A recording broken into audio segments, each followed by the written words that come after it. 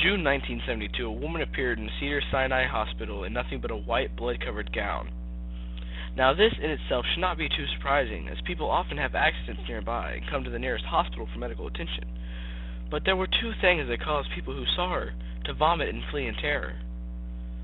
The first being that she wasn't exactly human. She resembled something closely to a mannequin, but had the dexterity and fluidity of a normal human being. Her face was as flawless as a mannequin's, devoid of eyebrows and smeared in makeup. There was a kitten clamped in her jaws, so unnaturally tight that no teeth could be seen, and the blood was still squirting out over her gown and onto the floor. She then pulled it out of her mouth, tossed it aside, and collapsed.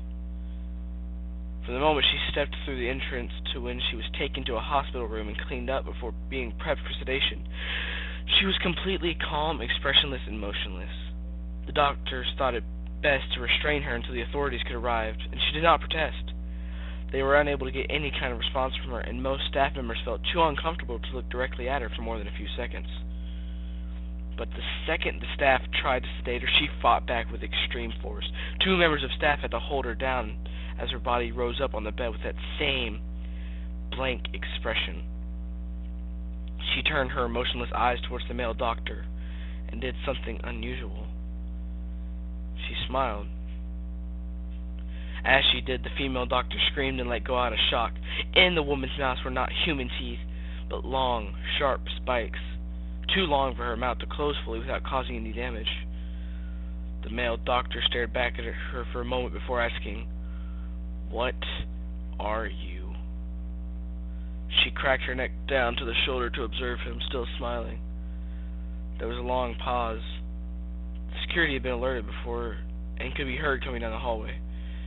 As he heard them approach, she darted forward, sinking her teeth into the front of his throat, ripping out his jugular and letting him fall to the floor, gasping for air as he choked on his own blood. She stood up and leaned over him, her face coming dangerously close as life faded from her eyes. She leaned close and whispered in his ear, "I am God." The doctor's eyes filled with fear as he watched her calmly walk away to greet the security men.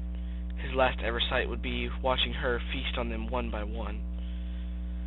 The female doctor who survived the incident named her the Expressionless. There was never a sighting of her again.